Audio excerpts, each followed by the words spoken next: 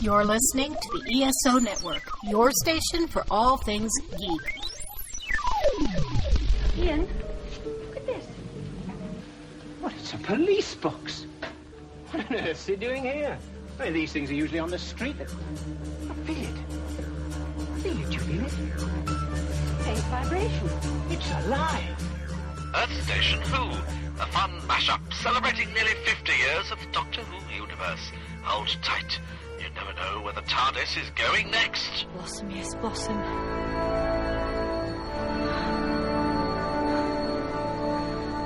That's the only sad thing. I want to know what happens next. Right then. Doctor whoever I'm about to be. Tag. You're it.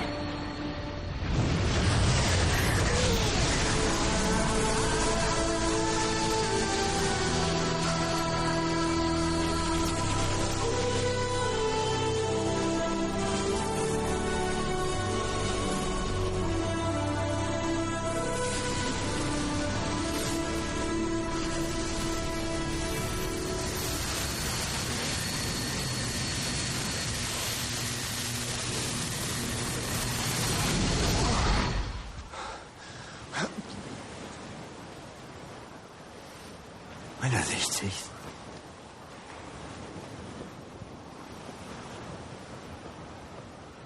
What? What?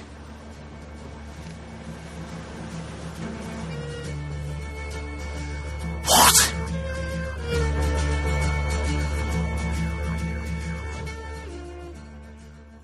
Happy New Year's, listeners, and welcome to another episode of the Earth Station Who podcast. That's right, folks. It's the first show of 2023, and we are coming your way with the last of the holiday specials that we're doing right now. We are looking at The Doctor, the Widow, and the Wardrobe, coming us from December 2011. Of course, Matt Smith is the Doctor, and, Yay. you know, anything with Matt Smith is just pretty damn awesome. It's just, you know, until later years, but we'll get into that. I blame Clara for that. So, you know, I think Everything is Clara's fault. of course it is. Of course it is. But we're going to have a ton of fun to talk about. And of course, we're here with our regular co-hosts. Let's, of course, say hey to Miss Mary Okel. Hi, everybody. It is fantastic to be here. And of course, Mr. Mike Gordon. Howdy and Happy New Year.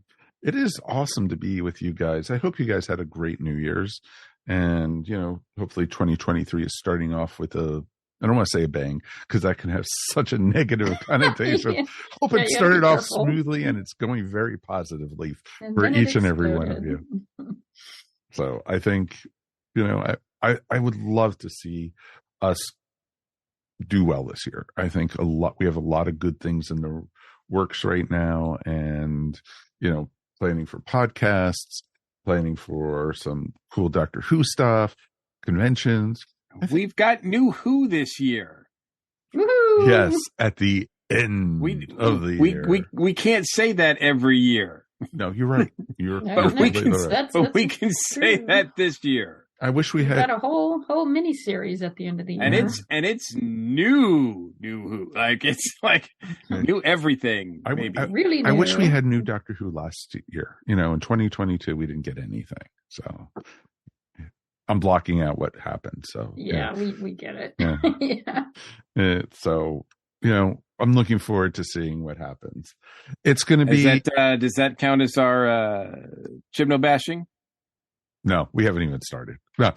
I don't know. I'm sure we can go much farther. No, if you listen to yesterday's Earth Station 1 that we recorded, which is 2022 in the Geek Seat, available on this coming Thursday, what is that going to be? The 5th of January. Everywhere podcasts we found, including YouTube. We bashed Chibnall. Well, I bashed Chibnall left and right Yay. over it. You know, so, you know, it carried over into there. So there you go. And well, it should. As well. Yeah, definitely. And so it was a ton of fun, and definitely check out that podcast. And if you haven't checked out the Earth Station 1 YouTube channel, please do. And of course, as always, when you go there, please like and subscribe. It's always a pleasure. And if you haven't subscribed to Earth Station Who, if this is one of the first times you've listened to us, you wanted to find a new Doctor Who podcast, please, thank you for being here. We do appreciate you guys more than you could ever imagine. And we are located, and you can find us wherever fine podcasts are found. And you know what? Subscribe if you get a chance. We would really appreciate it. And feedback is even better. You know, we've been getting a lot of people have been enjoying our renditions of the holiday specials and our reviews of it. So it's been a ton of fun. And we definitely would love to hear from you guys at home. Feedback at Earth Station Who is the best way to get in contact with us. So please, you know, drop us a line. We definitely would love to hear from you guys. We also have an amazing Facebook group if you have a chance. You know, we post all new Doctor Who news, and there hasn't been a ton of Doctor Who news, except we got a new trailer on Christmas Day. Woohoo! Exactly. That was our Christmas special. That was our Christmas special. It was a nice, 30-second trailer, but they pumped a whole lot into that trailer. Oh, did they? They really did. Oh, it was fun.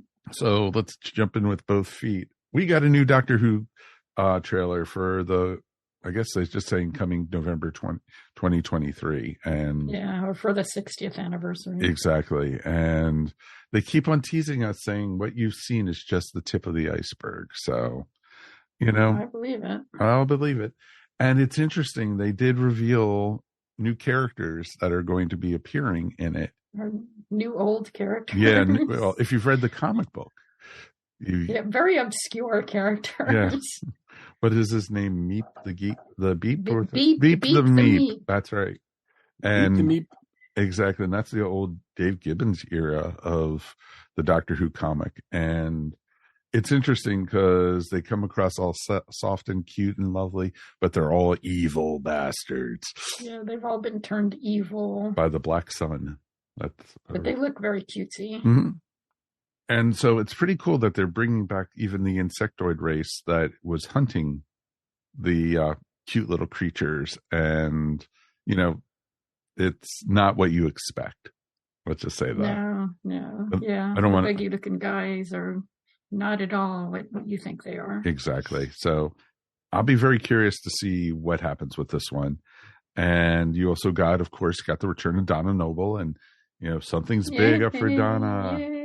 And it's like skinny man, and it's like, and I love the moms like going, no, you're not seeing anyone, and I'm acting it out. We're not on video right now, but I'm still acting it out. So, but yeah, Donna and her mom, her infamous mom. Her mom is back, and you also get Donna's daughter Rose. Yes. And so, and her husband, and so. Be very curious to see how that goes. You also get, of course, Neil Patrick Harris as the Celestial Toymaker. Yeah, I'm really looking forward to him, seeing what they do with him. Yeah, it's funny. I had a friend of mine who's never watched like How I Met Your Mother, Dr. Horrible, or anything, and she was like, "What's Doogie Howser doing in Doctor Who?" No, she needs to go watch Dr. Horrible. Yeah. Oh, that's awesome. Dr. Horrible is awesome. And if you haven't seen Dr. Horrible's Sing Along Bog, you know, despite it's Joss Whedon, it is awesome, folks. Yeah. Just kind of close your eyes about the whole Joss Whedon aspect. Yeah, but the rest of it is brilliant. Yeah, because Neil Patrick Harris is great. Oh, Nathan Fillion's is great. Oh, yeah. You know, and it's just awesome. It is just an awesome sing along. We did it for a couple of years when we had our game night. We closed off game night by a showing of it, and people were singing along and everything. That's a fun way to close off a game night. Mm-hmm. Nice. So, you know, and, you know, it's awesome. And, you know, Dr. Horrible's gained so much, like the Rocky Horror mystique, you know, because that people even act it out now. Like they do that at Dragon Con and everything. They show it, and they have people dress as, you know, the Dr. Horrible characters and get up there and act it out. Oh, that's awesome. Mm-hmm.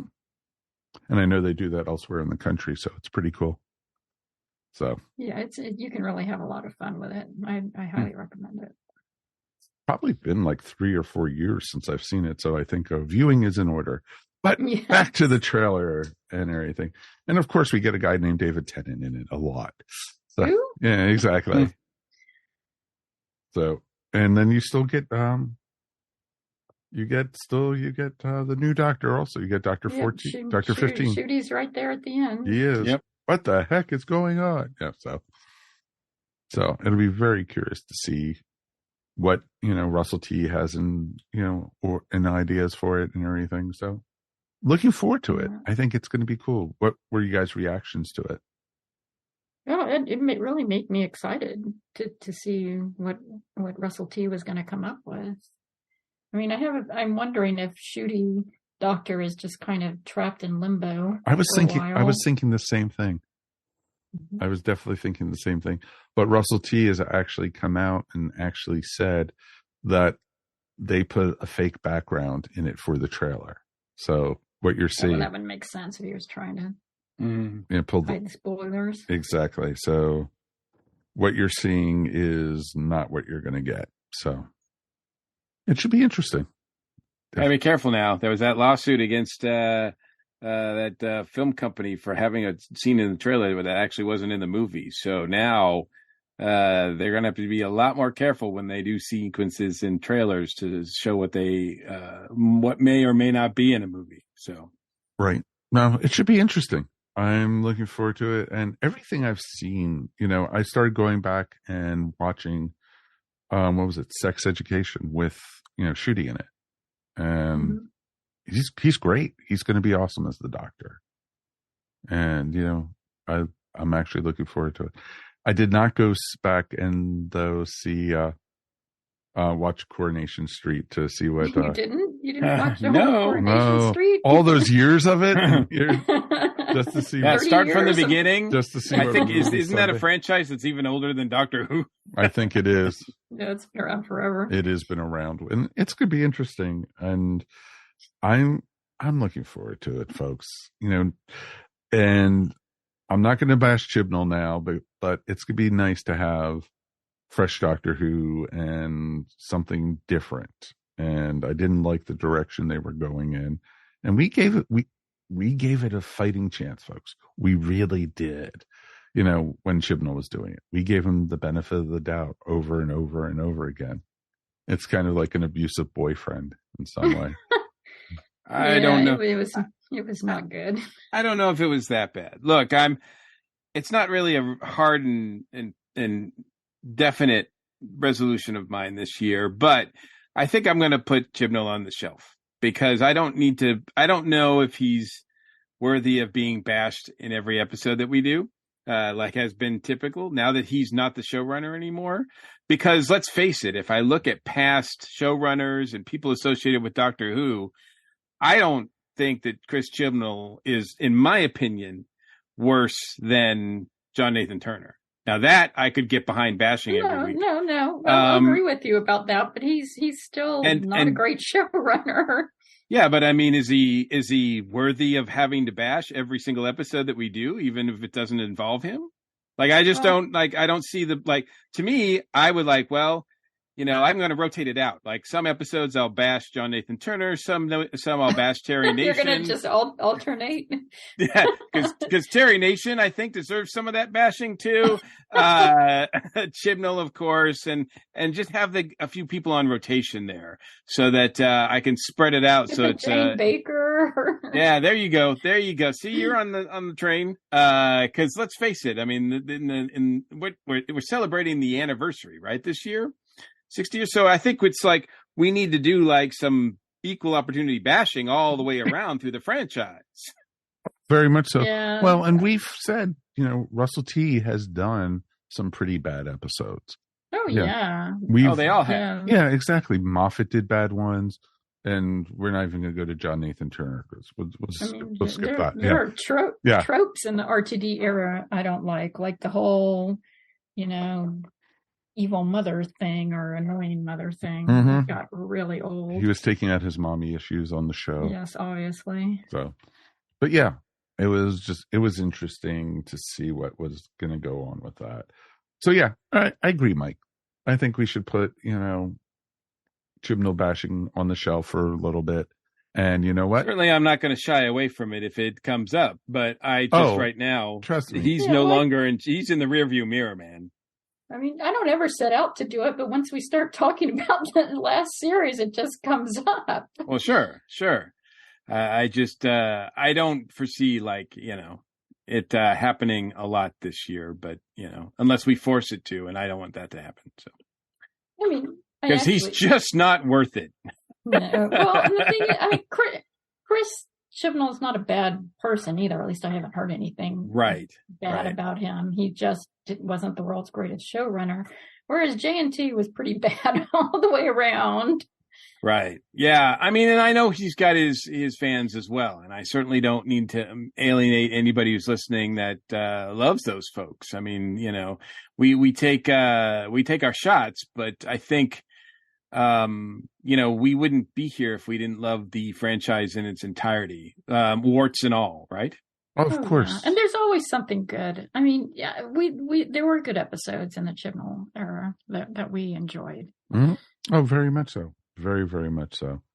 And, they weren't all stinkers. So, and we love Jodie, and that's what it's all about. Jodie was amazing.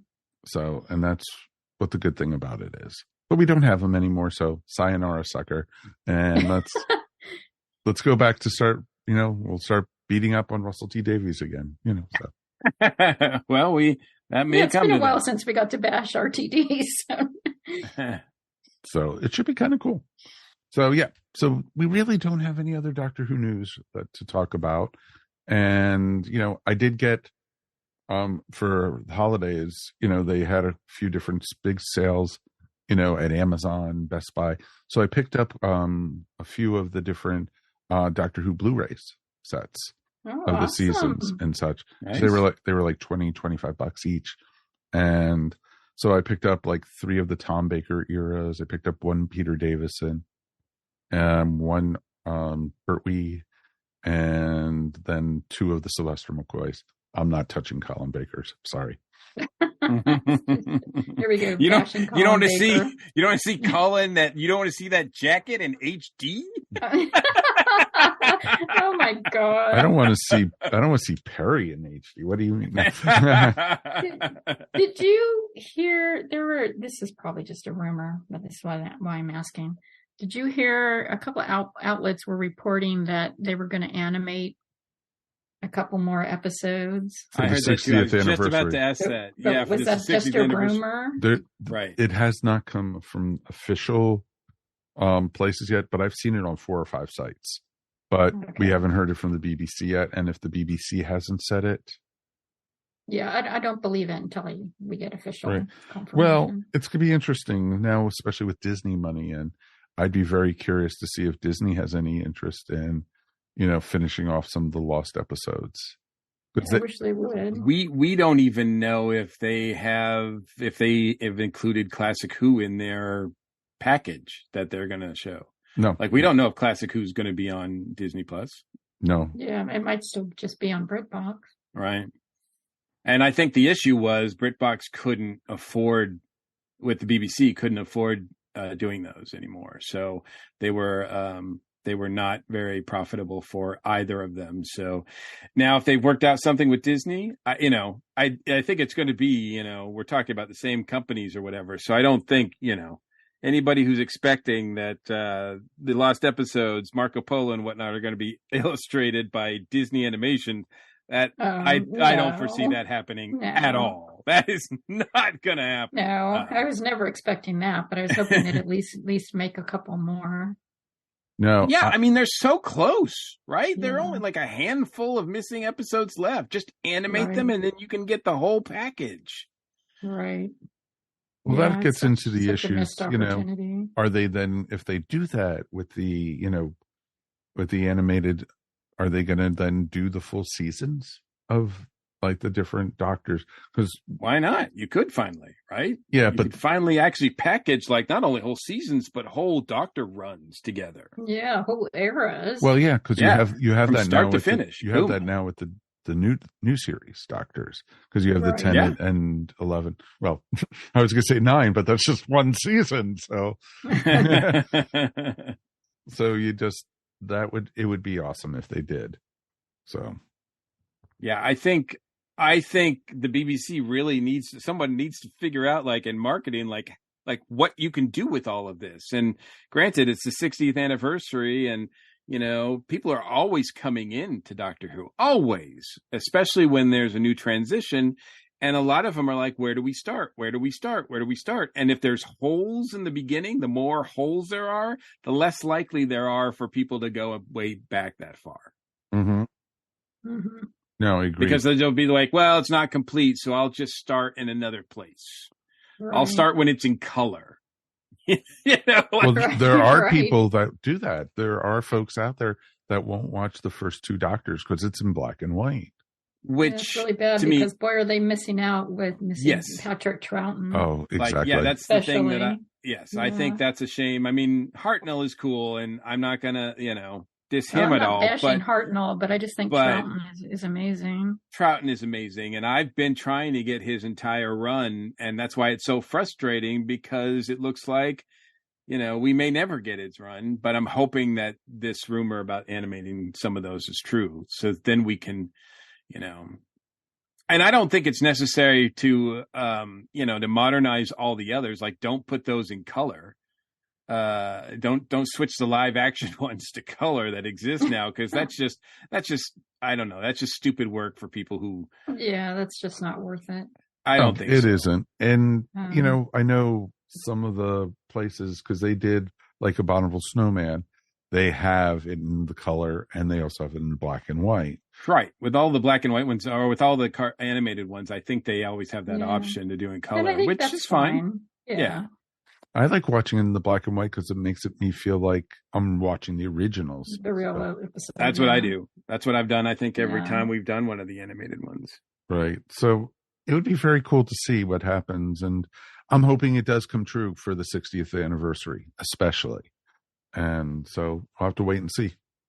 I'm definitely... Fingers crossed. Fingers and toes crossed. Well, they don't have a lot of time. Like, because there's only like a few, I mean, the 60th anniversary is this year, right? So it's a matter of like to be done by then. Exactly. So, if they expect to have all this stuff announced, maybe, hopefully throughout the year, sprinkle it out with some releases, that would be fine. But my guess is that the animated ones in particular would have to be in production like now.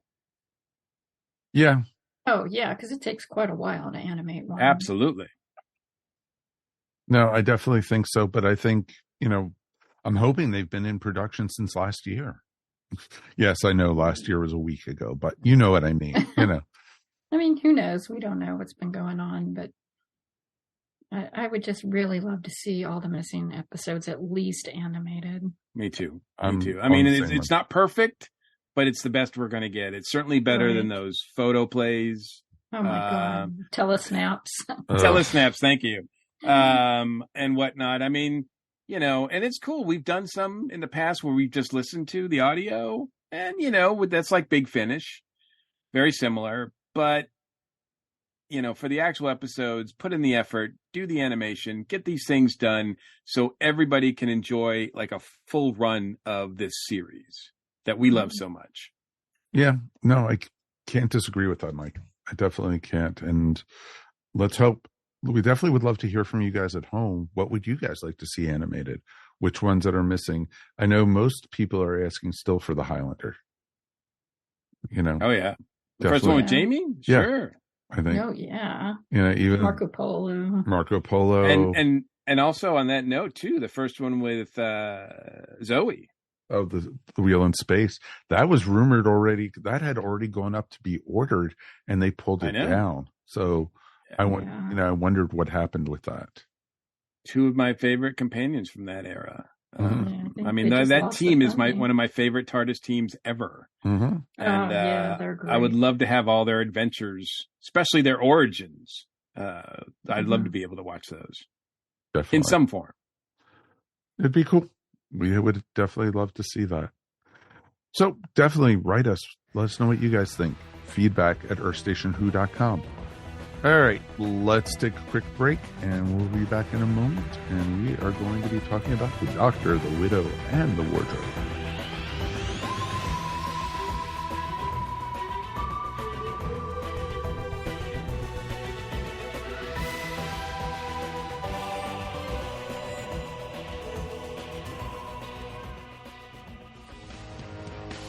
You know what now's a good time for?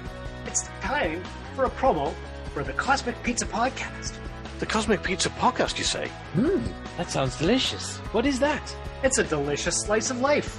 In every episode? In every episode, where we talk about conspiracy theories, Cartoons of our childhood, Star Trek quizzes? movies that we've liked. pod racing, general pop culture, Fantasy recasts? But what we don't talk about is pizzas. right here on the ESO Network.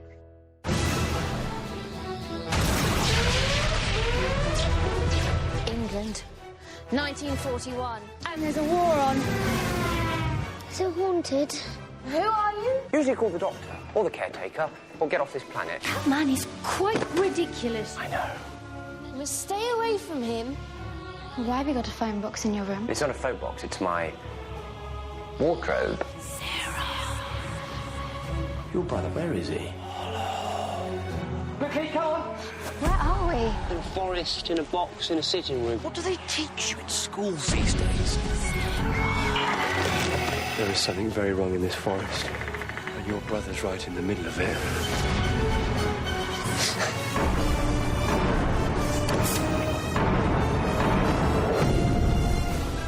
Best Christmas ever. I know.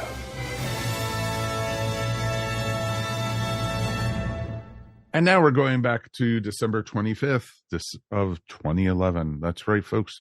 12 years ago. So, well, technically 11 years ago, but, you know, it's 2023, so we're going already ahead. So it's wibbly wobbly time, you know. So, you know, Earth Station Who, we're not known for our numbers here, literally and figuratively. No, just, we're old. Exactly. Just look at it that way. You could call it senile. It's interesting. I have not watched this one since it first aired. And were you happy about that? I actually was surprised that I didn't remember most of it. I really didn't remember most of it. From the whole thing at the beginning with the doctor blowing up the spaceship and floating in space and doing the James Bond thing, you know, grabbing the spacesuit and, of course, putting it on backwards. Yeah, that was actually a pretty good segment. Have you seen because there was a prequel to that as well, that was released online where where Matt's doctor is on a spaceship and he calls Amy to rescue him, but that something happens where the doctor wishes her Merry Christmas and lets go of the button or something like that, whatever. He doesn't have the coordinates, so she can't rescue him or something like that. And that's why at the end they think, quote unquote, he's dead. Or they don't really think he's dead, but they know. But I have not seen the prequel, and I kind of wish it was available, like on HBO Max where I was watching it. Maybe it's on I hope it's on the Blu-ray, or the DVD or whatever. You probably could find it on YouTube also. Yeah, that's probably true too. But I didn't remember that at all either. This episode takes place after the whole, you know, thing where everyone thinks the doctor is dead and everything, where the whole thing with the spacesuit and the impossible astronaut and the whole thing with the robot suit and everything. So, and at the end of that season, they said, "Oh, the doctor's out there." You know, River Song told Amy and Rory to tell them that the doctor is actually still alive, and so it was interesting to, you know, so when I watched this tonight, that's what I assumed, that they didn't know. Well, they knew, but he didn't know that they knew, type thing, and that's why he hesitated from going. Yeah, I just assumed it was because he was trying to hide from the universe, so he was not broadcasting that he was alive. Exactly. Or, you know, as he kept on saying to the kids when they kept on looking in the room, "I know." Matt Smith is great in this. Oh, he's so good. He is hokey script aside.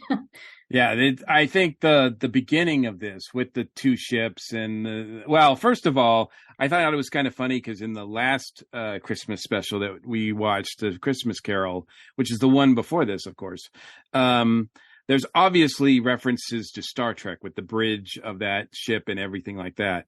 And the very first shot of this actual episode is lifted right from Star Wars. Oh, the ship coming down into the camera. This long ship coming down, and it's so funny how the Doctor Who is referencing Star Trek and Star Wars, and it's like it's way older than both of those franchises. Yeah, I think they were having a lot of fun with that. Yes, absolutely, and maybe a little too much fun because once that shot's over and all the shenanigans with him trying to get in the suit and all that kind of stuff, and then burning up in the atmosphere or not burning up in the atmosphere or whatever, or landing and still being alive. It's just when the suit's repairing him or whatever, and it's just like this is completely ridiculous, Doctor Who. Like, it's fun, but it's completely ridiculous. Mm-hmm. Oh yeah, Moffat, I think, never cared about things like that. He's just like, it sounds like fun to put him in the astronaut. I think this is even like ridiculous for him, though. This is more like RTD ridiculous. Like, this is like children are gonna laugh at this, and I don't care about adults. Kind of ridiculous. Well, I mean, this whole episode is pretty. It is the whole episode. Ridiculous. It's funny because from what I remembered, I thought I had remembered. I thought those, like, the soldiers or whatever they were, the construction workers or whatever those guys were in the mech suits. Like security guards, basically. I thought they were in it more than they actually were because they were in it very quick. Yeah, they were in and out. Yeah. And everything. I don't know why I thought that they were in it a lot more. And they left such a lasting impression with you, Mike. Well, I had forgotten about obviously the tree people. The tree people were like, what? I don't remember. They're supposed to be like the main thing. Mm-hmm. I know, right? Exactly. But yeah. I'm like you, Mike. I hadn't watched this since it aired, and I was underwhelmed when it aired. And so I just never went back. There was nothing in it that I could recall that was worthy of me checking it out again. And in watching it this time, I'm still a little underwhelmed, but it's not as bad as I might have put it in my head. Like, this is not like, I don't think this is horrible. I don't think this is like, the worst thing. In some ways it's better than a lot of the other Christmas specials.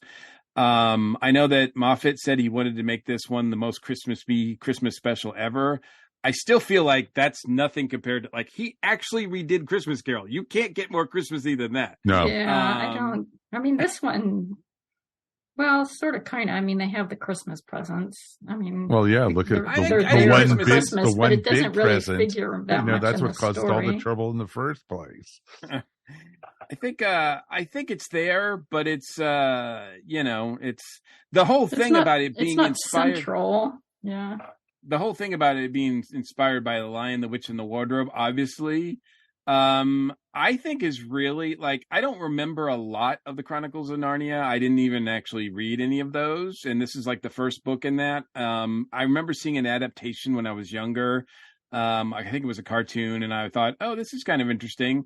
So I'm kind of loose on remembering what that story was. But if it's not the same plot. No, I was going to say, if I'm not mistaken, all. this like has very, very, very little to do with, like, this is not an adaptation like A Christmas Carol was. No, this like, has the closest, not at all. The closest thing this has to do with Narnia is the title. Literally. Well, going into the snowy forest. Yeah.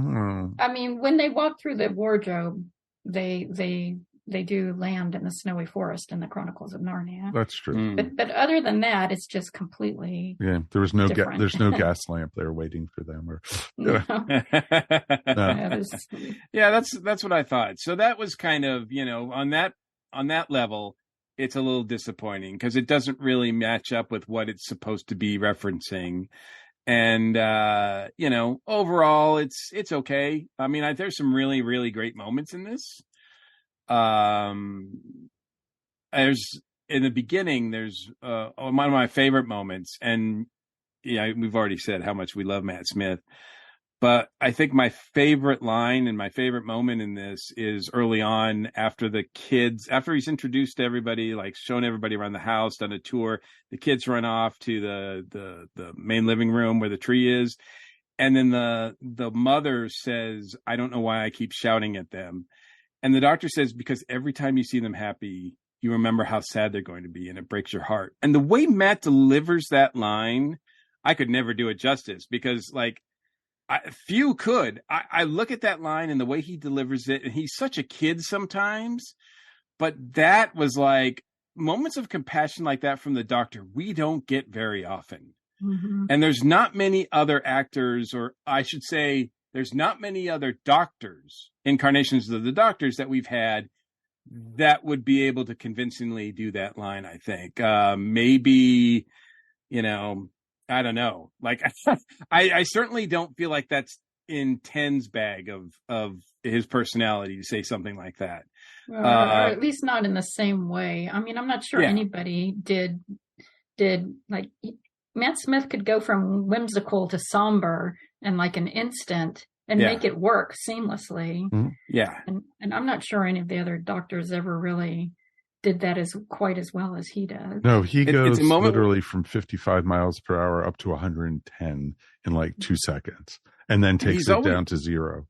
He's always said that Troughton is his inspiration for the Doctor, and I think Troughton could do that as well. I can actually picture Troughton like being all goofy, and then when necessary, laying down a serious line like that. And it's like, he doesn't do it very often, I don't think, in his run, but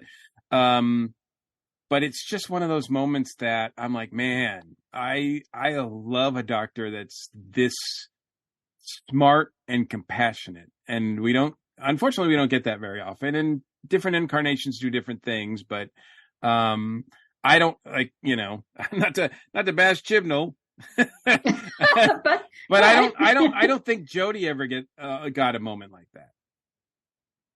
No, I don't think she really did. Though I think she probably could have done it. Oh yeah, much so. No. I am not saying that the other actors that have played the Doctor, but they are different doctors, right? I think their personalities are different. Capaldi's Doctor 12 could have done this as well, but it would have come out much differently, like you said, Mary. It would have been a much different thing. Yeah, he sort of did it in The Husbands of River Song. At the end where he says it's 26 years. How long is a night? Mm-hmm. Yeah. It's 26 years. But it I don't know. It doesn't quite have the same pathos, I guess, that Matt Smith delivers. Yeah, it's an understanding, and it's also right there. He's letting you know why he's there, because he knows what's going on. He knows that she wished him there. He's got a plan. And he's there to help, and it's like he reveals himself to her, even though she doesn't catch on that it's the same guy yet. No. Yeah, she figures it out at the end, but it takes her way too long. Actually, I mean, she's too worried about her kids. Fair enough. Give her that.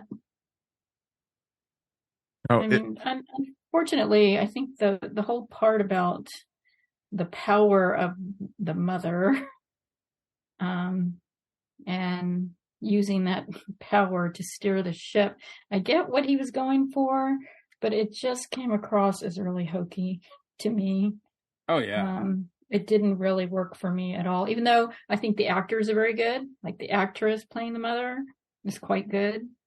I think the trees were just sort of there.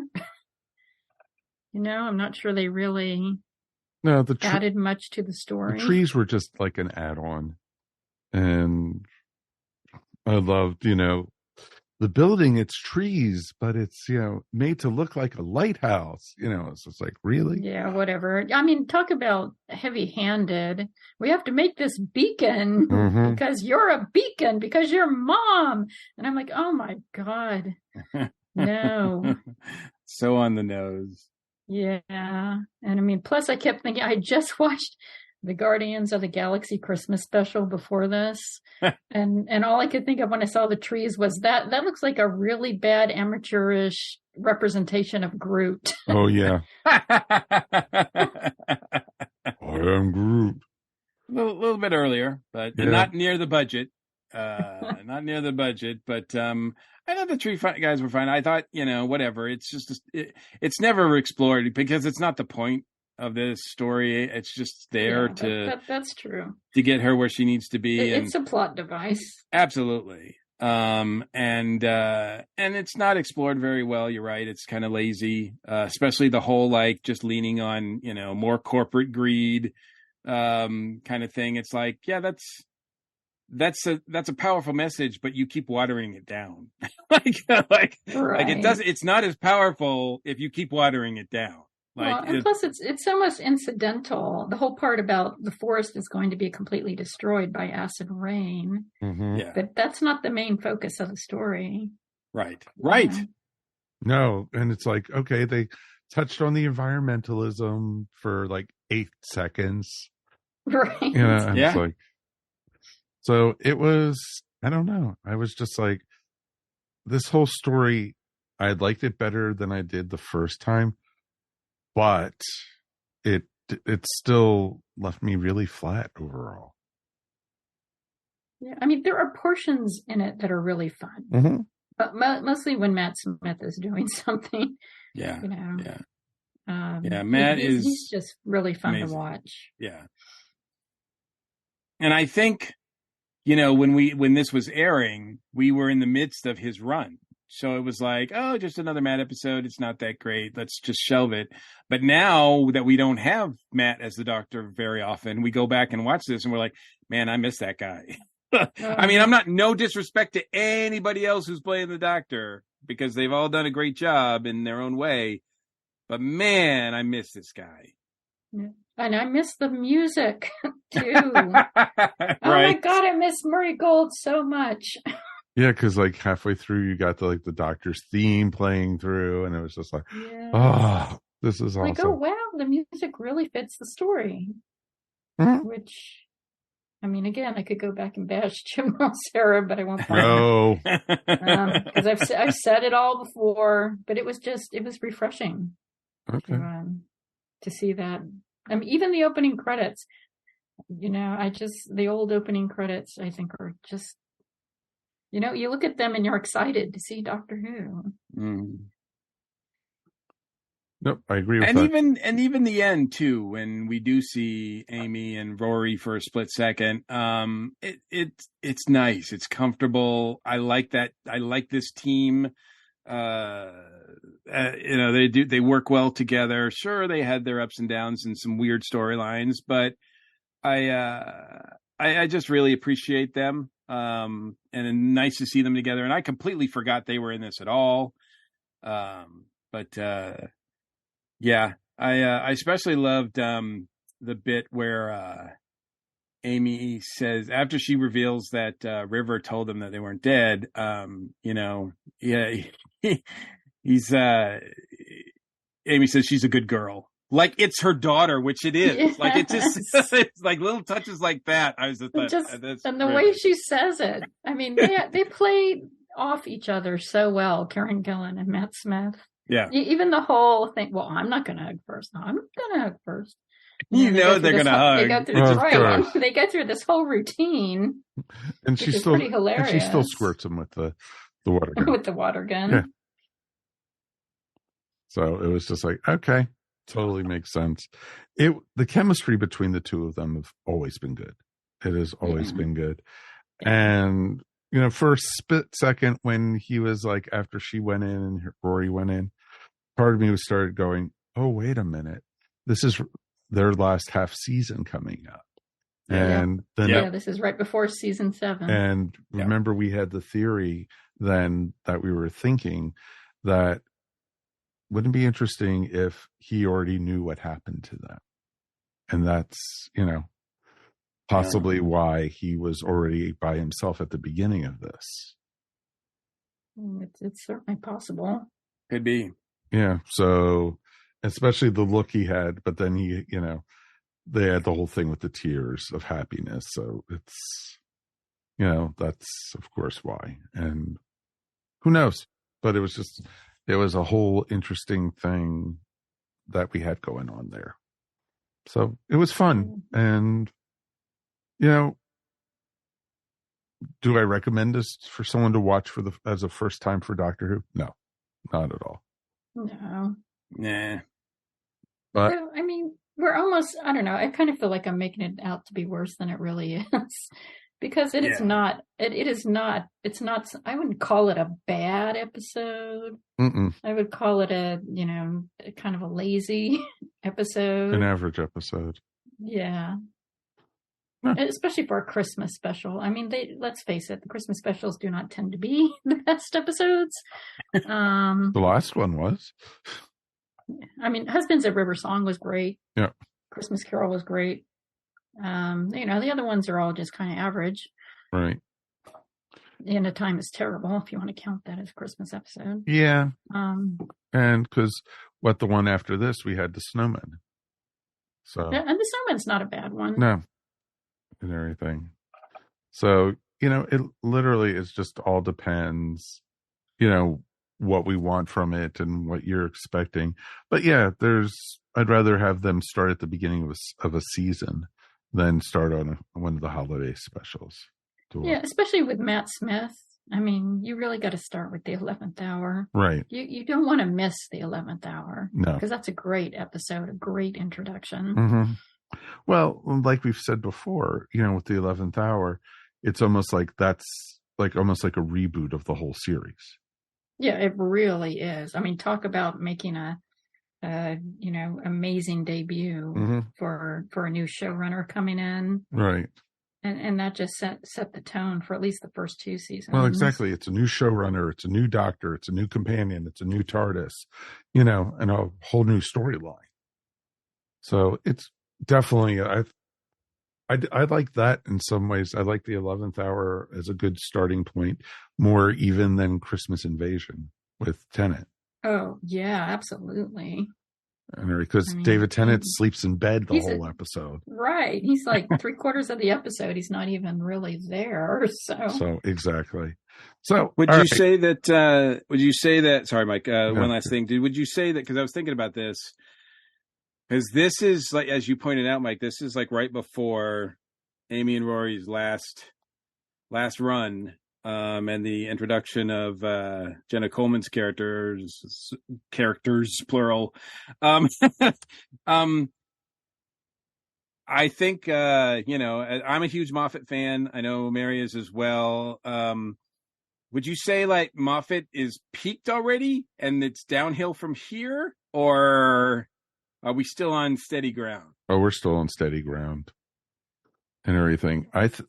Truthfully, Moffat, he got blindsided in some ways, especially, he had the whole storyline set up all the way through for the 50th anniversary. And then Matt told him, that he was leaving. And because he had planned, Matt's thing out at least another season. And so he had to change pace and wrap up all the different Matt Smith storylines all the way through.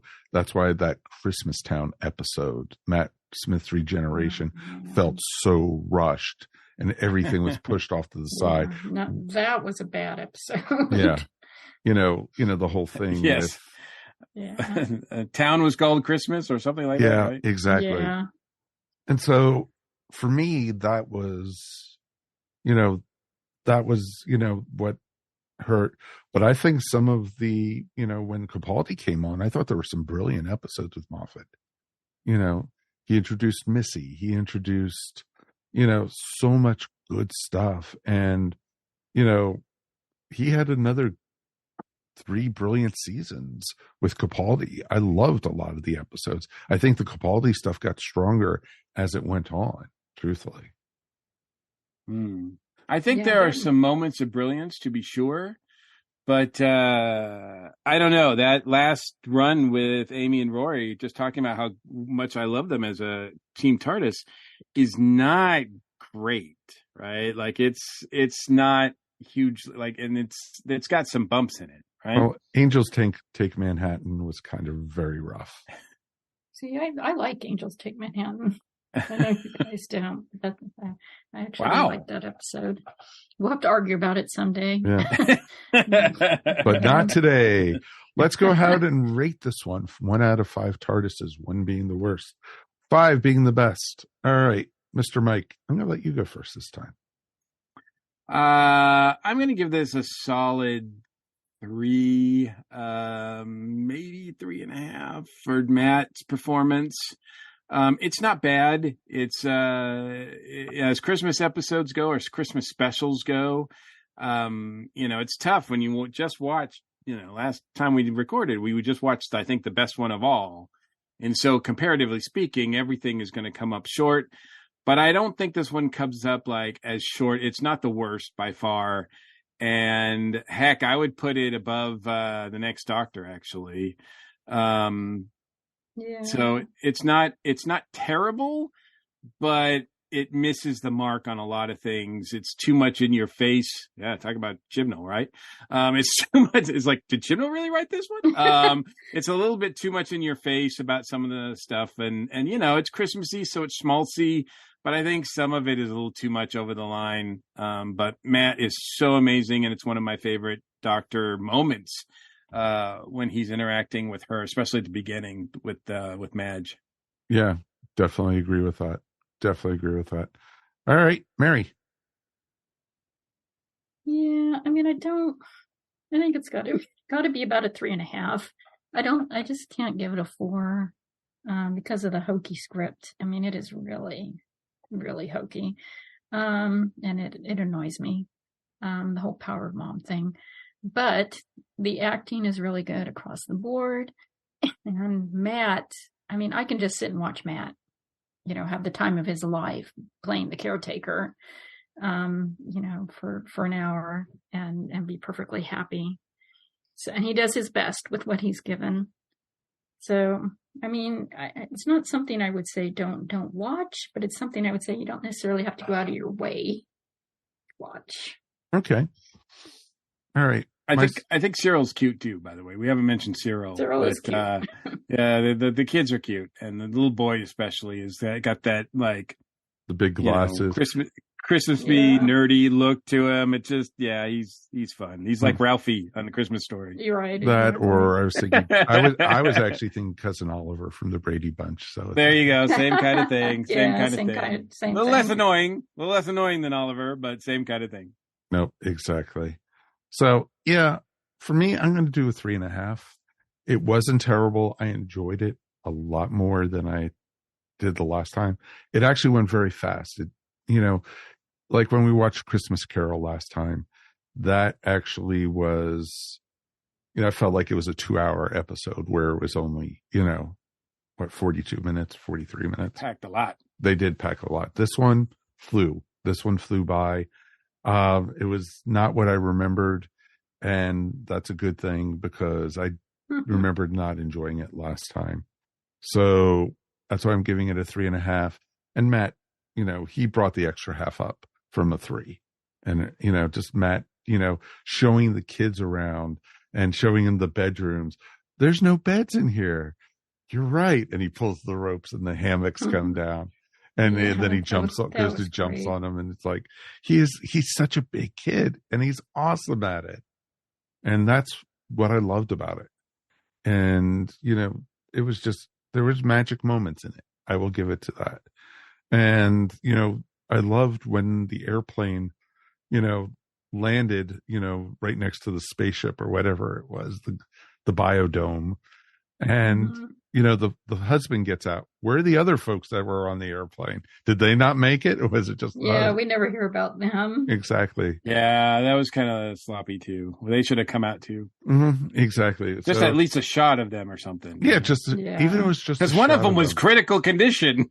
Yeah, that's what I was thinking. I mean, did the one who was injured, did he just expire as soon as they hit the ground? It's like, well, sorry, you didn't make it, Coach.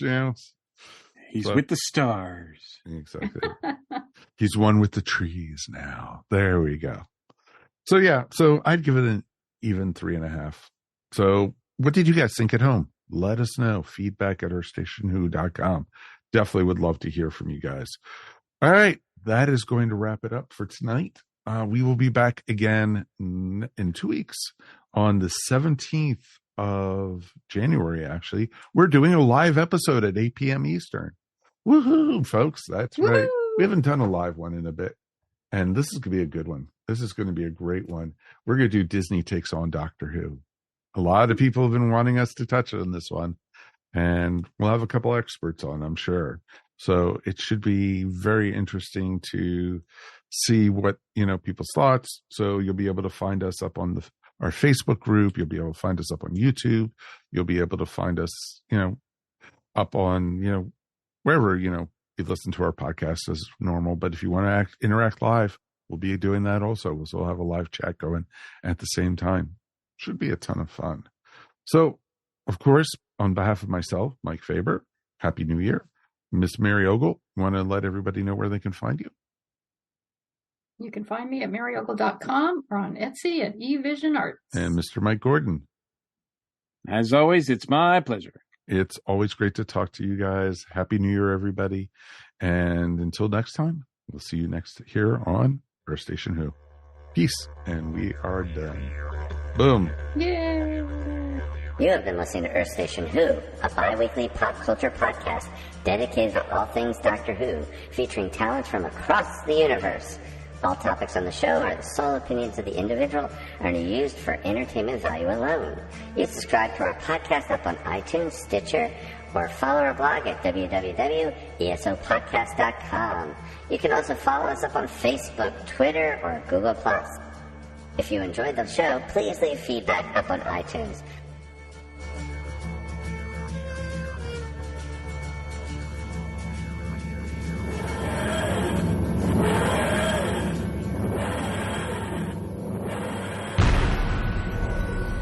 This has been a broadcast of the ESO Network. Be part of the crew and help support our shows by donating to our ESO Patreon or by shopping at the TeePublic store, which can all be found at www.esonetwork.com. The ESO Network, your station for all things geek.